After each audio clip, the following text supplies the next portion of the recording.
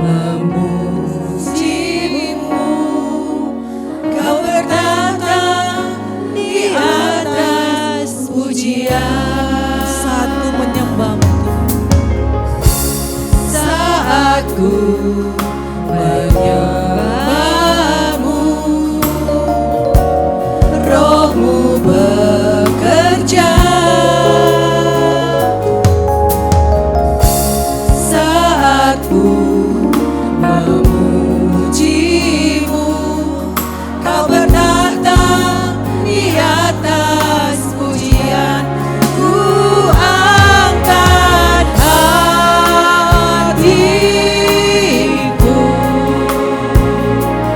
ku pandang kekudusan-Mu.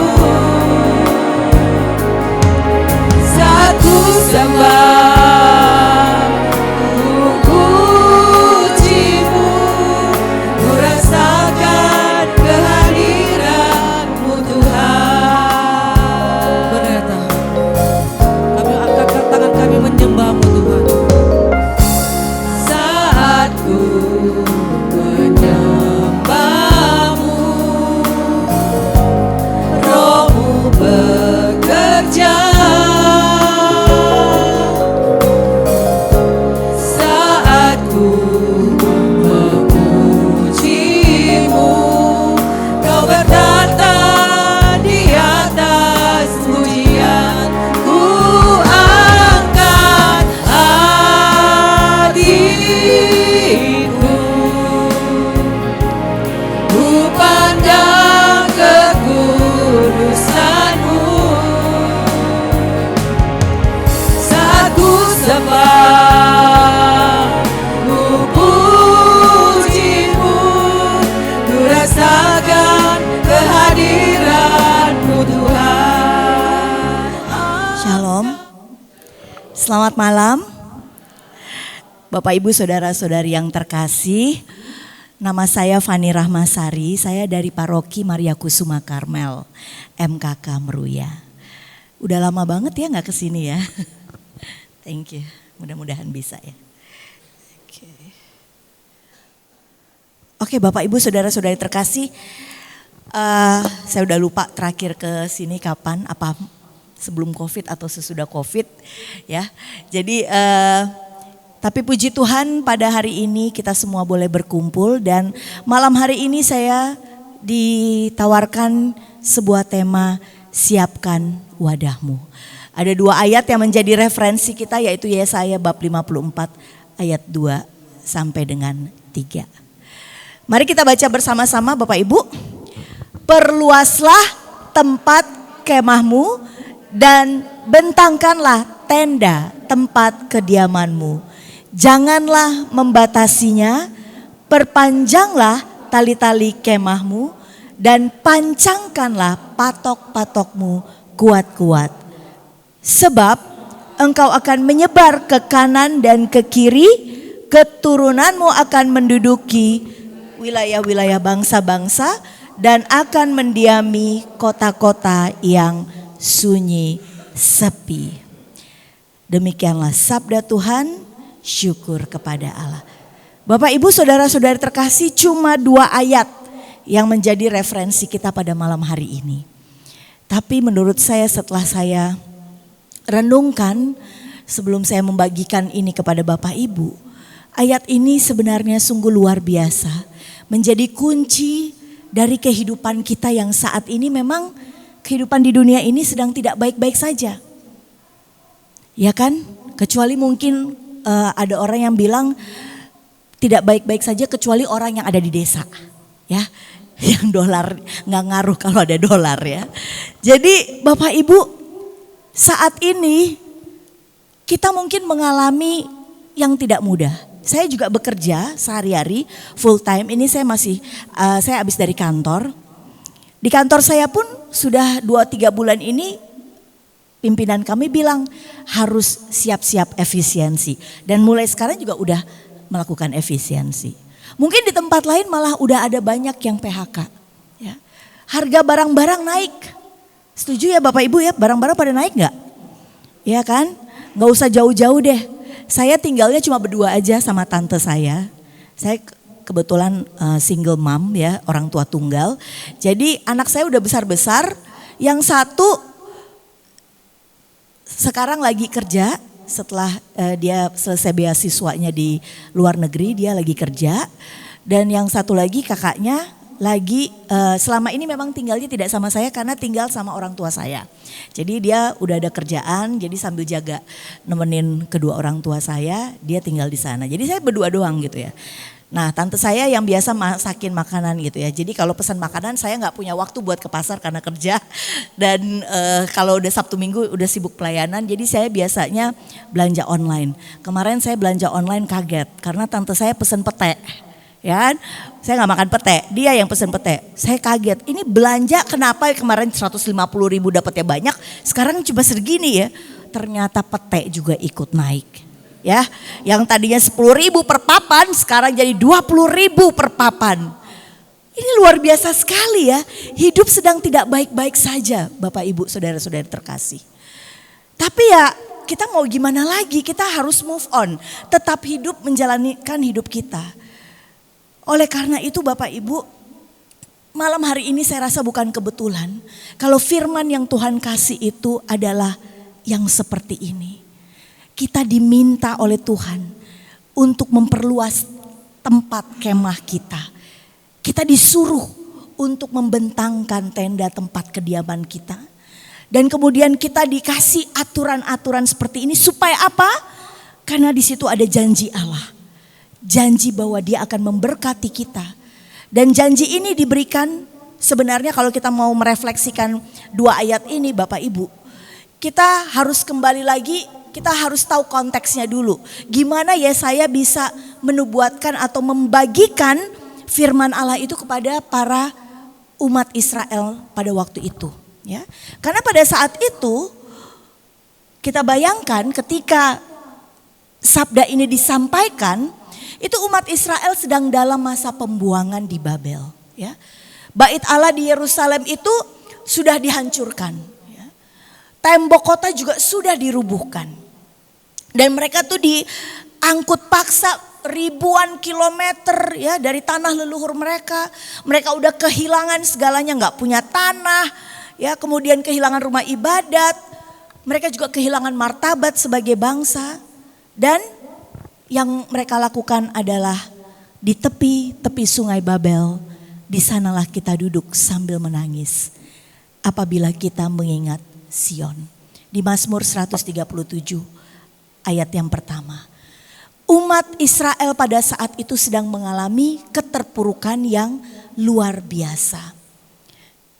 Tapi dan pada saat yang bersamaan Yesaya datang kepada mereka untuk memberikan menjadi penyambung lidah sabda atau firman Tuhan. Dan yang dikasih kepada umat Israel itu bukan sesuatu yang bikin kita udah ya tenang ya, gak usah sedih. Emang hidup kita lagi kita diusir dari rumah kita sendiri atau kita lagi ada di tanah pembuangan, tenang aja ya, udah gak usah takut gitu. Dia gak ngomong kayak begitu.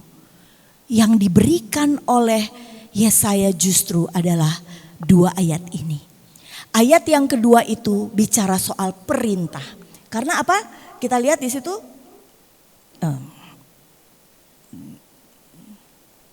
Nih, di yang pertama di ayat kedua itu adalah perintah kepada umat Israel. Karena semua kata-katanya ada kata lah, ya kan? Berarti itu adalah perintah. Kalau perintah berarti harus kita lakukan kan? Perintahnya apa? Perluaslah tempat kemahmu dan bentanglah tenda tempat kediamanmu. Lalu nanti di ayat berikutnya baru dikasih tahu apa yang terjadi kalau mereka melakukan semua perintah Allah itu. Jadi perintah yang pertama dikatakan perluaslah tempat kemahmu. Jadi mereka pada saat itu tinggalnya di kemah. Ya kan? Mereka tidak punya rumah, gak bisa bangun rumah ya, mereka tinggal di kemah. Banyak sekali kemahnya. Jadi bayangkan orang dalam pembuangan lagi stres, lagi menderita, lagi enggak karena bukan itu rumahnya. Yang paling enak kan rumah kita sendiri ya. Kita mau kemana-mana aja, pergi jalan-jalan gitu ya. Tapi yang paling enak adalah ketika kita pulang dan tidur di kasur kita sendiri. Tapi dia nggak punya rumah, mereka ini nggak punya rumah. Mereka terus mengembara dan mereka cuma punya tenda. Akhirnya mereka dikatakan harus memperluas tenda kediaman mereka. Kalau kita jadi umat Israel kita juga bingung ya kalau dikasih perintah seperti itu. Emang kenapa tendanya mau diapain gitu loh. Emang siapa yang mau datang? Kenapa harus diluasin? Emang kita mau menerima sesuatu kiriman barang gitu ya. Jadi sampai harus tendanya diluasin gitu kan. Kita kalau punya rumah juga kalau renovasi ya. Mungkin tadinya mungkin ini ruangan ini juga bentuknya ruangan-ruangan. Akhirnya diperluas seperti kayak diperluas. Mungkin harus ada yang diruntuhkan supaya kemudian menjadi satu ruangan yang luas ini. Begitu pula mereka. Itulah keindahannya firman Tuhan buat para umat Israel. Jadi Allah datang menghibur umatnya itu tidak dengan mengatakan bahwa udah ya gak usah sedih ya, kamu baik-baik aja, tenang aja, udah jalanin aja hidup ini emang begitu kok. Tapi Tuhan justru memberikan perintah kepada mereka. Karena Tuhan tahu penderitaan mereka. Aku tahu engkau terluka. Engkau teringat-ingat akan masa lalu waktu masih hidup di tanah kelahiranmu. Itu tidak apa-apa. Dan sekarang aku mau datang. Dan kalau Tuhan datang berarti berkat pun akan datang. Jadi bersiap-siaplah. Karena itu Tuhan mau minta mereka memperluas. Karena apa? Itu ada di ayat yang ketiga. Mereka akan menyebar ke kiri dan ke kanan. Ya, keturunannya juga akan begitu banyak. Artinya saat ini mereka memang dalam persoalan yang berat. Tapi Tuhan mau kalau kita lagi dalam persoalan yang berat, kita tidak usah terlalu fokus sama persoalan itu. Justru yang Tuhan mau adalah bersiap-siaplah. Karena masa depan ketika Tuhan datang menolong, Tuhan akan kasih berkat. Dan berkatnya itu kenapa dikatakan perluaskan?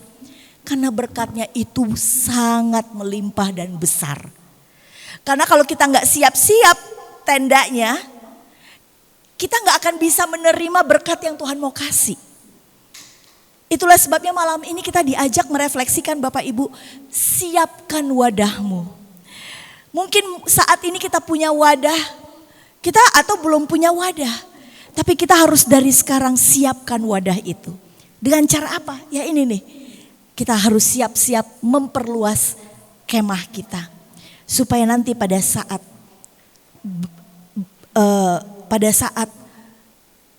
berkat itu datang, kita sudah siap menampungnya.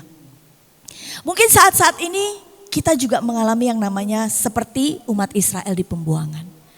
Merasa kehilangan, merasa kesepian, merasa ditinggalkan orang-orang terdekat kita.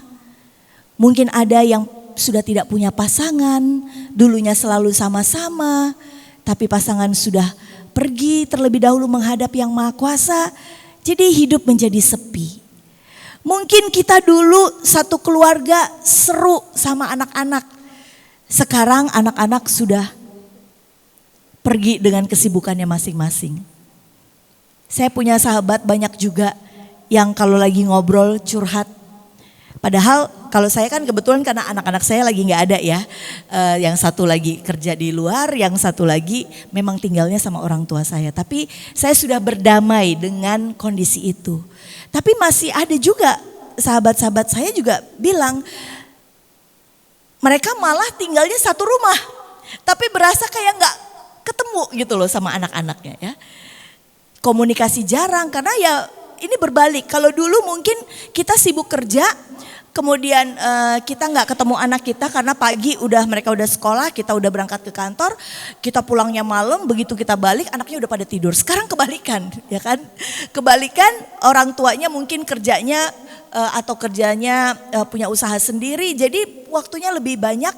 Mereka datang, mereka siap-siap mau pagi, anak-anaknya udah mulai kerja atau kuliah, begitu pulang mama papanya udah pada tidur, udah nggak sanggup nungguin mereka.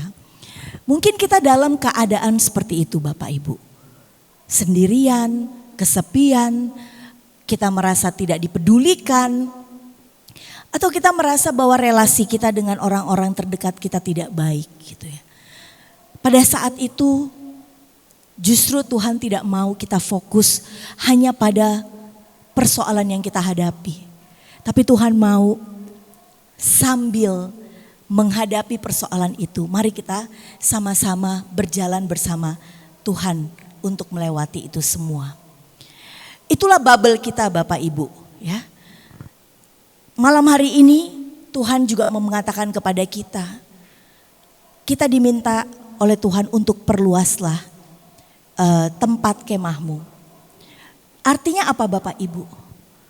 Perluaslah tempat kemah itu artinya mari kita buka hati kita lebih luas lagi. Hati kita jangan tertutup. Hati kita jangan sempit, tapi buka hati kita, biarkan Tuhan masuk lebih banyak. Kalau tuh kita tahu bahwa kalau kita menutup hati kita, bagaimana mungkin Tuhan bisa masuk, ya kan? Untuk menghibur kita, menolong kita, dan memperluas kemah itu artinya apa Bapak Ibu? Kita harus berani masuk ke zona yang tidak nyaman, ya, ke zona yang tidak nyaman. Mungkin kita saat ini tidak bisa sedang mengalami luka yang sangat dalam di hati kita. Kita gak bisa mengampuni orang yang sudah menyakiti kita. Tapi Tuhan mau hati kita lebih terbuka.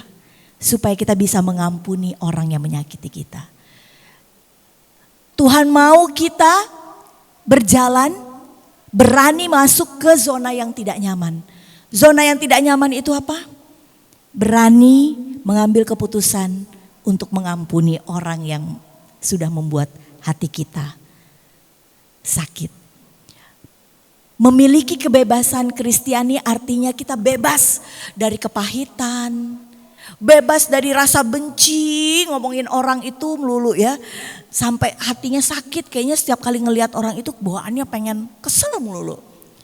Ya. Ngeliatin orang itu kayaknya ingetnya kejadian itu lagi. Tapi Tuhan mau luaskanlah kemah tendamu itu ya.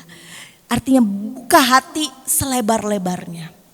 Dan siap masuk menuju masa depan bersama Tuhan. Kalau kita cuma fokus aja sama masalah yang kita hadapi. Ketakutan yang kita hadapi. Kita gak akan bisa hidup dengan tenang. Tadi dikatakan bahwa kita harus bersyukur ya Bapak Ibu. Saya percaya kalau kita semua punya dan bersedia belajar untuk terus bersyukur meskipun kita sulit. Bersyukur itu bukan cuma kata kerja.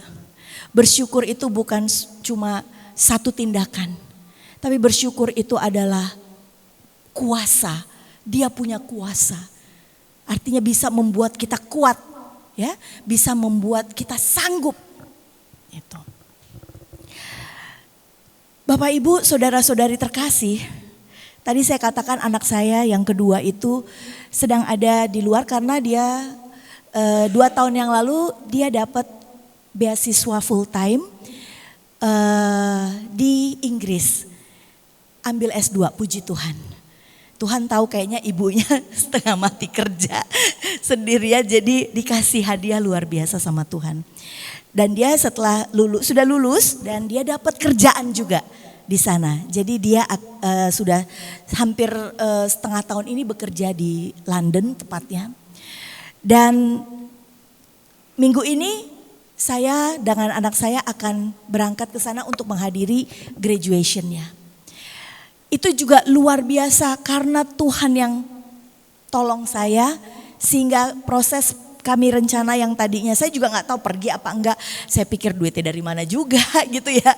Saya kerja gitu tapi ya puji Tuhan ya dikumpul-kumpulin tabungan masih akhirnya saya bisa berangkat juga. Nah berangkat di keadaan saat ini tuh bukan sesuatu yang nyaman buat saya. Karena baru 3 minggu yang lalu waktu saya jalan sama sejumlah teman-teman saya dari komunitas, kita ada suatu pelayanan di luar kota. Sepanjang perjalanan itu saya cuma dengerin teman saya kiri kanan tuh bilang, lu tahu nggak dolar naik banget loh, sekarang dolar udah 17.000 gitu ya. Tahu nggak sih sekarang saham pada drop gini-gini, aduh gue rugi bla bla bla. Saya cuma diem aja, gimana gue ya nanti mau pergi ya. Kan mesti ditukar duitnya juga ya gitu kan. Terus aku cuma bilang, gimana caranya aku bisa melewati ini? Saya sendiri gak tahu ya. Akhirnya pada saat saya merenungkan seperti itu, kok bisa ya dilalah mau pergi ketemu anak. Kenapa kenapa rupiah juga harus melemah sedemikian lemahnya gitu ya. Tapi ya pada saat saya merenung itu saya gak komplain sama Tuhan, saya cuma bilang, apa ya yang harus saya lakukan? Tuhan hanya mengatakan seperti ini Bapak Ibu.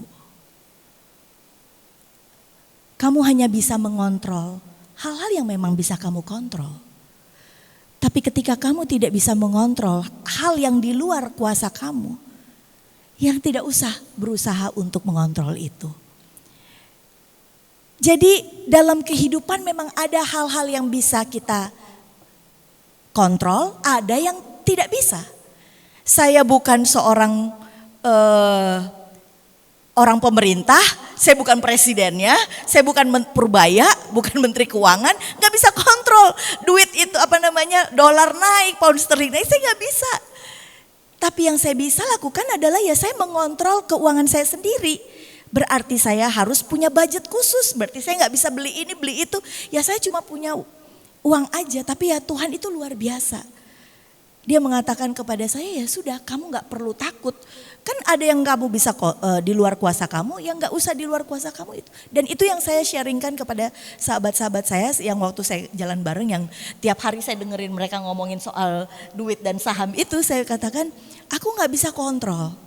Ya aku cuma berbuat yang terbaik, usaha. Nanti kalau memang Tuhan sudah mengizinkan aku untuk berangkat, ya pasti Tuhan akan memperlengkapi. Tuhan akan mempersiapkan. Sama di dalam kehidupan kita Bapak Ibu, ada hal yang bisa kita atur, kita kuasai. Manusia itu salah satu kelemahan terbesarnya adalah pengen mengatur, pengen menguasai. Terhadap anak kita mau ngatur, ya kan? Harus begini, harus begitu. Padahal sekarang anak-anak gak bisa diatur. Dia punya cara pikir sendiri, dia punya value sendiri. Ya, kita nggak bisa atur mereka jawab SMS atau jawab WA mama, ya kan? Dia mungkin jawabnya 2 hari lagi dengan kata oke aja, ya. Kita nggak bisa atur, kita nggak bisa atur teman kita yang tiba-tiba ngambek sama kita hanya karena kita salah mengucapkan kata. Kita nggak bisa kuasai itu.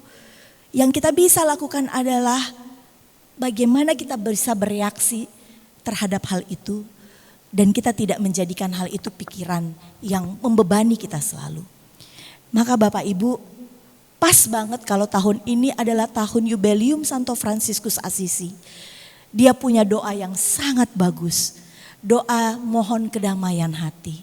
Supaya kita juga punya kedamaian hati yang luar biasa di dalam hidup kita. Jadi sambil kita merenungkan firman Tuhan malam ini, Bapak Ibu, yuk kita sama-sama doakan ini. Siapa tahu di dalam saat ini Bapak Ibu ada rasa yang bergejolak ya, yang kita gak bisa kontrol lagi dalam hidup kita ya. Tuhan melalui Santo Fransiskus Assisi memberikan doa yang penuh ketenangan dan kedamaian ini. Kita baca sama-sama ya sambil kita doakan juga. Tuhan, jadikanlah aku pembawa damai bila terjadi kebencian. Jadikanlah aku pembawa cinta kasih bila terjadi penghinaan. Jadikanlah aku pembawa pengampunan bila terjadi perselisihan. Jadikanlah aku pembawa kerukunan bila terjadi kebimbangan. Jadikanlah aku pembawa kepastian. Bila terjadi kesesatan, jadikanlah aku pembawa kebenaran. Bila terjadi kecemasan, jadilah aku pembawa harapan. Bila terjadi kesedihan, jadikanlah aku sumber kegembiraan. Bila terjadi kegelapan, jadilah aku pembawa terang. Tuhan, semoga aku ingin menghibur daripada dihibur, memahami daripada dipahami, mencintai daripada dicintai. Sebab dengan memberi aku menerima, dengan mengampuni aku diampuni, dengan mati suci aku bangkit lagi untuk hidup selama-lamanya. Amin. Bapak, Ibu, saudara-saudari yang terkasih, justru kalau kita dikasih challenge atau tantangan menghadapi kebencian, konflik, kita harus bisa bereaksi. Tadi justru menjadi pembawa kedamaian, justru menjadi terang di saat kita menghadapi kegelapan. Dikatakan tadi di ayat yang kedua dari Yesaya 54 itu adalah kita diminta untuk memperluas kemah. Kenapa kemah, Bapak Ibu? Karena kalau kita bayangkan ya, kemah itu kan sebenarnya tempat yang sementara ya. Kalau kita misalnya kalau kita mau berlibur gitu ya ke suatu tempat di gunung, nggak mungkin ada tempat untuk bermalam. Kita bisa bangun tenda, bangun kemah, kita bisa bermalam di situ. Jadi sebenarnya kemah itu adalah tempat yang sementara. Tempat orang sebelum sampai ke rumahnya mereka dengan berbagai alasan. Termasuk kayak orang yang mengungsi ya, korban bencana alam kan rumahnya nggak ada ya. Rumahnya sudah hancur, mereka terpaksa tinggal di perkemahan, di tenda-tenda pengungsian. Karena apa? Dengan tenda itu minimal mereka bisa berlindung dari panas, dari dingin, dari hujan, tempat sementara. Kemudian tenda itu juga fleksibel sifatnya ya. Kalau mau gede bisa dilebarin, kalau mau kecil kita bisa lakukan juga. Dia fleksibel. Dan itu adalah tempat sementara. Nah, kemah itulah yang juga menjadi tempat tinggalnya umat Israel. Waktu mereka berjalan selama 40 tahun di padang gurun, mereka juga tinggal di kemah. Ya. Dan ada satu kemah khusus yang dibangun oleh Musa, yang kemah itu merupakan kemah pertemuan yang khusus untuk Allah hadir di situ. Ya. Disitulah Allah berdiam di kemah itu. Dan di kitab Keluaran bab 40 ayat 34 dikatakan, lalu awan itu menutupi kemah pertemuan dan kemuliaan Allah memenuhi kemah suci. Allah yang begitu berkuasa memilih tinggal di kemah bersama umat Israel. Ya. Kenapa? Karena dia mau selalu bersama-sama dengan umat Israel. Dia nggak mau jauh dari umatnya yang dia kasihi. Maka saat ini Bapak Ibu, kita juga punya kemah. Kita ini kan hidup di dunia ini nggak selamanya. Kita masih berziarah istilahnya. Ada satu kehidupan kekal, suatu saat nanti kita akan hidup di rumah Bapa. Itulah rumah yang sebenarnya. Rumah kita di dunia ini tidak lain dan tidak bukan adalah kemah kita menuju rumah Bapa di surga. Tapi Tuhan itu luar biasa. Dia berkenan tinggal di kemah kita saat ini di dunia. Karena dia mau terus tinggal bersama kita, hidup bersama kita, selalu ada untuk menolong kita. Itulah Tuhan kita yang sungguh luar biasa. Maka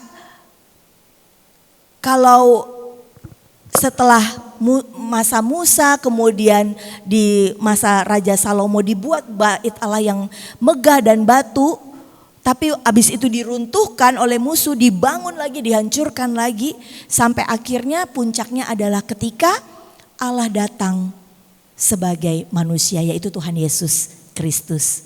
Ya. Di Yohanes bab 1 ayat 14 dibilang apa? Firman itu telah menjadi manusia dan diam di antara kita. Sebenarnya kalau bahasa asli Yunani, kata diam itu kalau diterjemahkan menjadi kata dia berkemah bersama kita. Jadi Tuhan mau tinggal sama kita. Artinya dia mau berdiam bersama kita itu dia berkemah di antara kita. Dan Santo Paulus juga mengajarkan kan kalau kita ini tidak lain dan tidak bukan adalah bait Allah juga. Dan kita kalau sudah dibaptis Bapak Ibu di Katekismus Gereja Katolik dikatakan kalau kita dibaptis kita itu bukan saja dibersihkan dari dosanya tapi kita menjadi umat atau orang yang baru, kita menjadi anak Allah dan kita menjadi anggota Kristus, kita menjadi ahli waris bersama Dia dan kita adalah kenisah Roh Kudus. Kenisah Roh Kudus artinya tempat ibadat, tempat ibadah. Jadi tempat Roh Kudus berdiam, disitulah. Jadi Bapak Ibu, kita ini adalah kemah, kita sendiri. Jadi ketika Tuhan mengatakan bahwa, karena kan Tuhan hadir, hidup dalam diri kita. Roh Kudus ada dalam diri kita. Jadi kalau kita mendengarkan firman Tuhan malam ini, perluaslah kemah, tempat tinggalmu itu berarti perluaskan hatimu. Luaskan hatimu, jangan tutup hatimu, buka hatimu seluas-luasnya biar Tuhan bisa berkarya.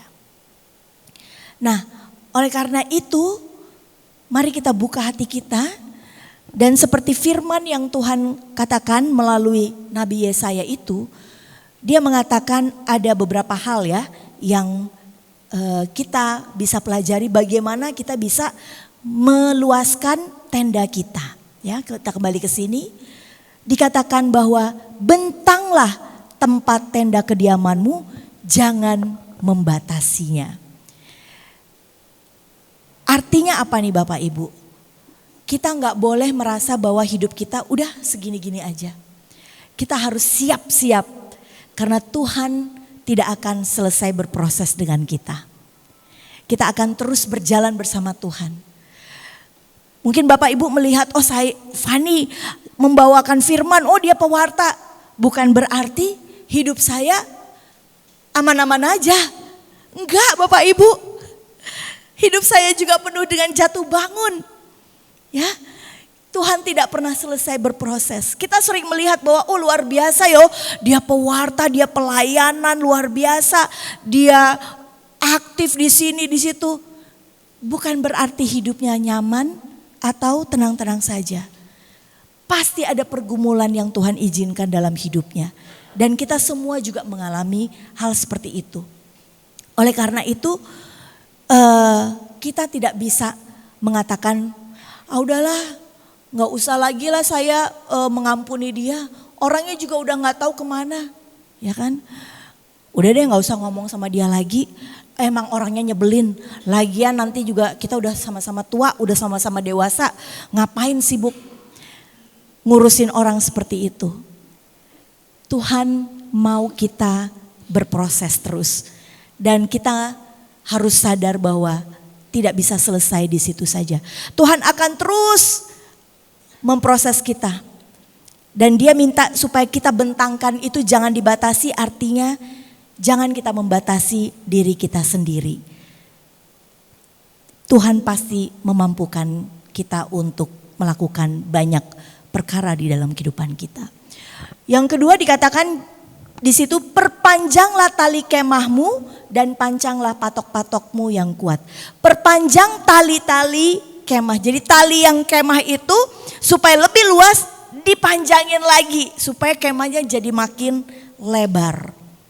Ditarik, ya kan kalau kita karet itu juga kalau kita tarik baru kita bisa, dia bisa fleksibel, dia bisa buat ngikat ini, ngikat itu. Jadi rahasianya adalah Tuhan memang sering membentuk kita itu melalui peristiwa-peristiwa yang sangat tidak menyenangkan. Kita diproses seperti tadi. Ya, perpanjanglah tali kemahmu supaya kita lebih stretch out. Dan seringkali kita berpikir aku gak sanggup. Tapi ternyata kita sanggup. Tahun lalu Saya di kantor pernah bikin kayak outbound gitu, tapi indoor. Jadi ada satu momen di mana kami lomba tarik tambang, ya, tarik tambang.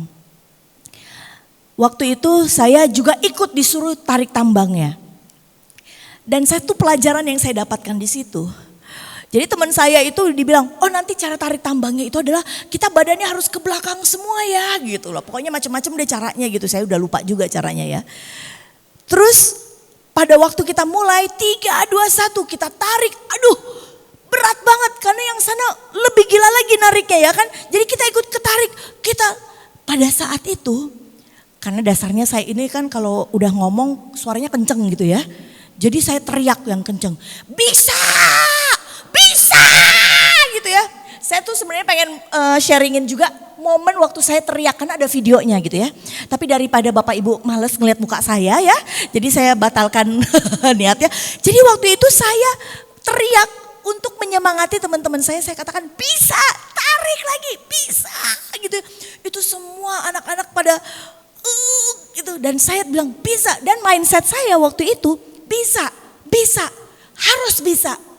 Dan beneran bisa, tarik semuanya ya. Jadi saya belajar hari itu. Ketika kita bilang gak bisa, gak akan bisa. Tapi ketika kita bilang saya bisa, saya juga bisa. Saya dulu juga tidak bisa mengampuni yang namanya pasangan saya. Karena saya berpisah, karena pasangan saya juga akhirnya memutuskan menikah dengan orang lain. Saya gak bisa. Saya katakan saya udah gak mau lagi ada urusan dengan dia. Tapi saya dengan bertumbuh dalam komunitas sahabat-sahabat saya katakan, kamu harus bisa mengampuni dia dan rekonsiliasi. Meskipun dia sudah hidup dengan orang lain, paling tidak kamu bisa ngobrol, ajak anak-anak kamu ketemu dia. Hati saya bilangnya apa? Gak bisa. Tapi berkat karena kita mau melangkah dulu, bisa, akhirnya bisa. Bisa ketemu, anak-anak bisa rekonsiliasi. Itulah contohnya ya. Bapak Ibu, proses ditarik itu gak enak. Dan kita semua pasti akan ada tiba pada waktunya. Pada saat kita harus belajar bersedia untuk menarik lagi, untuk menerima satu kemenangan dari Tuhan. Saya mau membagikan cerita yang sangat indah juga. Ini sahabat saya, Sis Rita Wijaya. Mungkin Bapak Ibu kenal, dia seorang pewarta. Ya, dia seorang pewarta yang terkenal dari komunitas Santo Thomas. Saya dan sebelah kanan itu adalah sahabat saya juga, Sis Helena Rahayu, sudah beberapa kali juga ya bawa renungan. Kami bertiga ini adalah pendiri dari komunitas untuk single mom Katolik You Are Not Alone. Sebenarnya ada 4, yang satunya lagi sudah kembali rekonsiliasi dengan pasangannya ya. Udah ke jalan yang benar. Bukan berarti saya gak ke jalan yang benar ya. Ya begitu, jadi tinggal kami bertiga. Setahun yang lalu, Sis Rita, saya sudah minta izin. Sis Rita, saya mau sharing tentang pengalaman Sis Rita dengan yang saya rasakan juga. Supaya Tuhan, supaya umat juga bisa menyadari betapa baiknya Tuhan gitu ya. Dan dia sudah izinkan saya. Setahun yang lalu kita kumpul bersama-sama karena kita punya sesama teman-teman di komunitas. Kita punya acara ulang tahun bareng, merayakan ulang tahunnya. Dan setahun yang lalu di bulan Juni, dia di ulang tahunnya dia mengatakan bahwa dia terkena kanker. Saya gak bisa terima Bapak Ibu. Dia sahabat saya, dia saudari saya, dia kayak kakak saya. Kami bertiga kemana-mana ya gak terlalu sering, tapi kami usahakan seminggu sekali ngobrol, entah itu online, entah itu onsite. Dan saya gak bisa terima kalau sahabat saya kena kanker. Saya gak siap. Karena saya dulu juga punya sahabat, kami berlima, yang satu juga meninggal karena kanker. Dan saya kali ini saya bilang saya gak bisa terima. Untuk sekitar 2-3 hari saya berusaha mengelola perasaan saya. Sampai akhirnya saya bisa menerima dan kita sama-sama dukung dia. Jadi dia berobat dan akhirnya sempat berapa kali, satu kali kembali ke Jakarta, habis itu balik lagi berobat di Australia. Dan kemarin dia pulang ke Jakarta.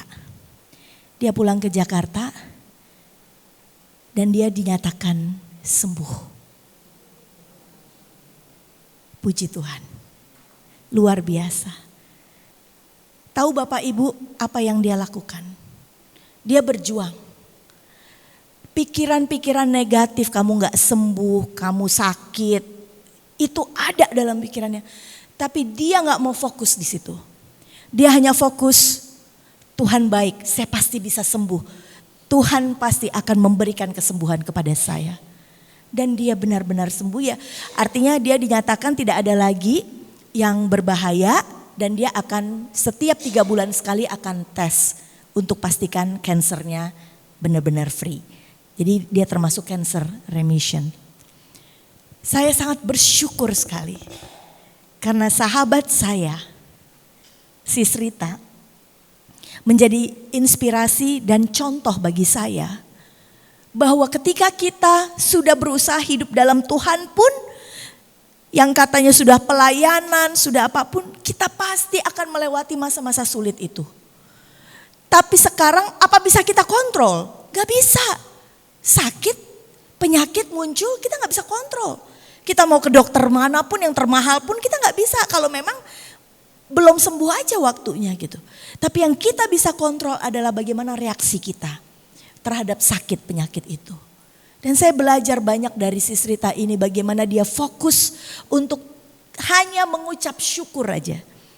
Bahwa Tuhan baik, ada anak-anaknya yang menjaga dia, ada sahabat-sahabatnya yang selalu mendoakan dia. Kalau ada salah satu dari kami kebetulan ke Australia, ada yang ngunjungin dia, ada yang ngasih makanan kepada dia. Dan luar biasa. Ketaatan dan kesetiaan dia pada Tuhan itu yang menjadi contoh bagi saya. Maka ketika kita menghadapi kesengsaraan, itu akan menimbulkan ketabahan. Ketabahan menimbulkan tahan uji. Dan tahan uji menimbulkan pengharapan. Ini sungguh luar biasa. Nah Bapak Ibu saudara-saudari yang terkasih. Tadi setelah kita tarik, Tuhan juga minta untuk kita menguatkan patok. Ya. Kuatkanlah patok-patok itu, jadi kan biasa ada paku itu di tenda, dipakuin supaya dia kuat dan ditancapkan. Apa artinya dalam kehidupan kita? Kita harus punya patok, itu adalah kita menancapkan doa, firman Tuhan, ekaristi, menjadi sumber kekuatan kita dalam menghadapi itu semua. Jadi ketika kita juga punya relasi yang intim sama Tuhan, itu yang menjadi kekuatan kita.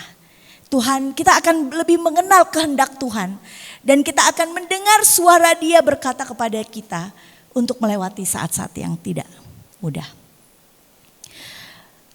Bapak, Ibu, saudara-saudari terkasih, seminggu yang lalu saya dapat musibah. Ini masih ada kaitannya dengan rencana kepergian saya. Saya nggak tahu gimana, kenapa saya seperti itu. Tapi saya minggu lalu itu jadi korban penipuan.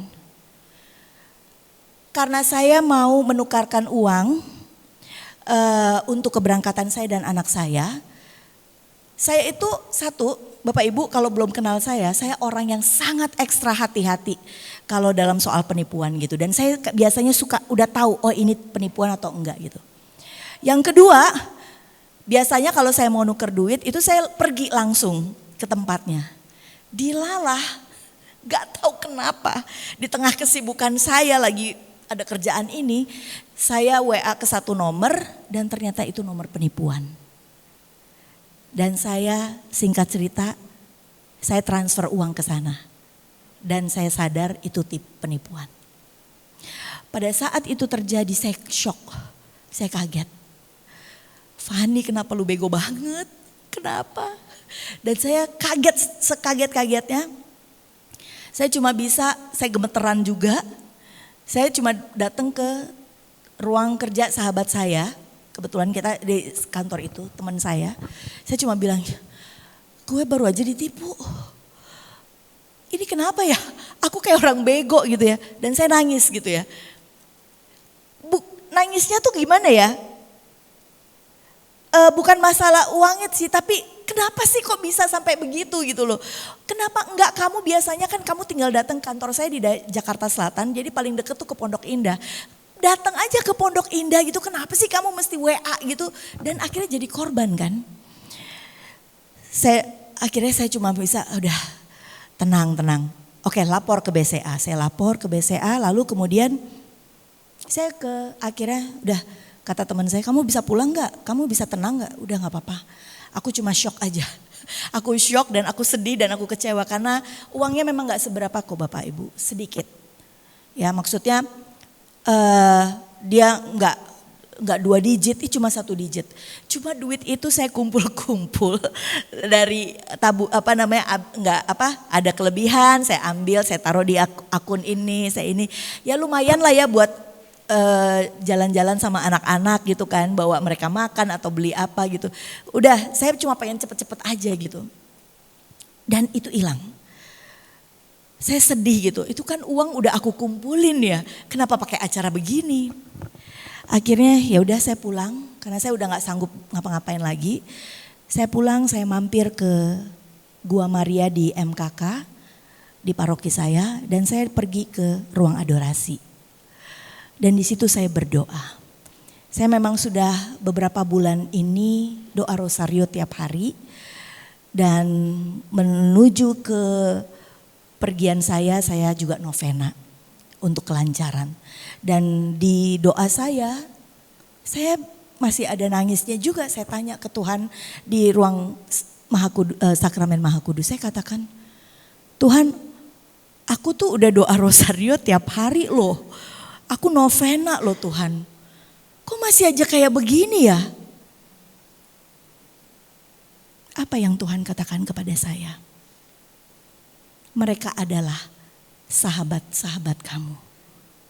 Doa itu adalah sahabat-sahabat kamu yang menemani kamu dalam persoalan yang kamu hadapi. Jadi saya nggak minta apa-apa waktu itu sama Tuhan. Nggak mungkin saya minta duit saya balik kan ya. Nggak akan terjadi itu duitnya balik. Saya cuma minta satu. Tuhan kasih saya penghiburan karena saya shock. Yang kedua, Tuhan mampukan saya mengampuni orang yang sudah menipu saya itu. Karena kalau saya pikir-pikirin terus, taruh simpen di sini, yang ada saya kesel melulu kan jadinya kan. Lepasin Tuhan, biar saya bisa mengampuni orang itu dan beri saya penghiburan supaya saya nggak sedih gitu. Lalu begitu keluar dari ruang adorasi, saya merasakan kelegaan yang luar biasa. Bahkan besoknya itu saya udah bisa cerita ke sahabat saya tuh, sis Yayu ya. Karena apa-apa kan saya selalu cerita sama dia ya. Cuma kemarin tuh saya bilang mohon maaf ya Mbak, saya gak bisa cerita karena situasi emosi saya tuh lagi gak ini. Dan saya baru dengan cerita itu dengan ringan dan sekarang ya udah saya gak ada apa-apa. Sejak hari itu besokannya tiap pagi saya berdoa, Bapa kami 7 kali. Mengampuni orang yang menipu saya. Dan sekarang ya udah. Karena pada saat refleksi saya sendiri itu saya tanya sama Tuhan, Tuhan ingetin saya. Kamu kehilangan segitu ya. Ada teman-teman kamu loh yang saya tahu ada teman saya yang kehilangan ratusan juta karena modus yang sama itu, ratusan juta. Kamu nggak kehilangan segitu. Harta kamu segitu, kamu nggak bersyukur. Kamu punya 2 orang tua yang masih hidup dan masih sehat, bapak ibu kamu. Kamu punya anak kamu yang kerja di luar, dapat beasiswa. Kamu punya rumah loh, hari ini bisa makan. Semua diingatkan Tuhan dengan luar biasa. Jadi Bapak Ibu, saudara-saudari terkasih, kita harus punya wadah, siapkan wadah kita. Supaya saya percaya dan saya jadi ingat juga kehilangan yang ini gak sebanding lah dengan saya udah pernah beberapa kali Bapak Ibu mengalami kehilangan. Mobil pernah kehilangan, baru kerja saya pernah kehilangan. Udah kerja beberapa tahun dikasih mobil dinas, kehilangan juga udah pernah. Mobil dirampok, bukan mobil dirampok, mobilnya dipecahin kacanya, laptop saya hilang, dompet saya hilang, udah pernah juga. Jadi kalau ini kehilangan hanya karena saya teledor dan lengah, nggak ada bandingannya. Ya, jadi buat saya itu adalah suatu pengalaman iman yang luar biasa, dan doa itu adalah menjadi kekuatan kita. Doa itu adalah sahabat kita. Maka Bapak Ibu saudara-saudari terkasih, mari kita siapkan wadah kita. Buka hati kita lebih luas lagi, lebih besar lagi. Karena Tuhan mau kasih berkat yang besar buat kita. Saya juga percaya Tuhan mengajarkan kepada saya apa? Pada waktu saya berdoa Tuhan juga bilang, fokus kepada aku. Kamu sibuk sama urusan kamu, mau cepet ini, mau cepet itu, jadi lengah. Fokus sama aku. Sebelum ngapa-ngapain tanya sama Tuhan. Ngobrol sama Tuhan. Jadi kalau selama ini saya ya doa rosario, mungkin selama ini saya cuma doa rosario ya Salam Maria. Tapi tidak saya bawa di dalam hati sebagai bentuk refleksi saya untuk lebih dekat dengan Tuhan. Kita percaya ya Bapak Ibu, bahwa seperti dikatakan di Efesus bab 3 ayat 20. Bagi Dia yang dapat melakukan jauh lebih banyak daripada yang kita doakan atau pikirkan. Seperti yang ternyata dari kuasa yang bekerja di dalam kita. Percayalah, suatu saat nanti Bapak Ibu akan bisa melihat kembali pengalaman yang terjadi saat ini. Pada akhirnya kita semua akan baik-baik saja. Kita bisa melewati itu semua. Jangan takut, mari kita melangkah bersama Tuhan. Buka hati kita, berjalan dalam ketidaknyamanan. Dan biarkan Tuhan bekerja, siap terima berkat yang luar biasa dari Tuhan. Maka siapkan juga wadah kita, agar siap menampung berkatnya yang berlimpah-limpah. Amin. Tuhan memberkati. Akan kesetiaanmu, Kau pegang hidupku sepenuhnya. Sepenuh jiwaku, ku yakin dan percaya Kau tuntun langkahku. Yesus, Kaulah Raja